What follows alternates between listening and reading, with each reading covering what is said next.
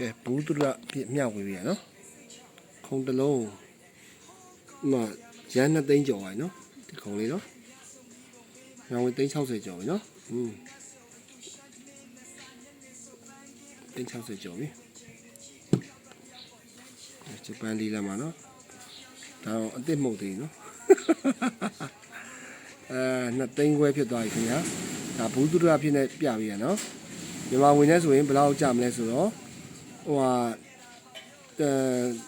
85သိန်းလောက်ကြပြီနော်မြန်မာဝင်နဲ့ဒီတစ်ခုံနဲ့85သိန်းနဲ့ကြပြီနော်ဒီမှာဒါအစ်စ်မဟုတ်နော်ဂျပန်မှာနော်ကဲရန်3သိန်းပြည့်တော့မယ်3သိန်းဆို390ပြည့်တော့မယ်နော်ဒီမှာနော်ဒီမှာဟောအဲ့ဒါဒီတစ်ခုံနဲ့390ပြည့်တော့မယ်တပြေးပြေးမှာပေးကြနော်ဆွဲကြတာကဲဒါနိုင်ငံပေါင်းဆိုတာဆွဲနေနော်ဟော3သိန်းလောက်ကျော်ပါခင်ဗျာကဲပြီးပြီခင်ဗျာโอเค3သိန်း250အောင်ပါပါခင်ဗျာ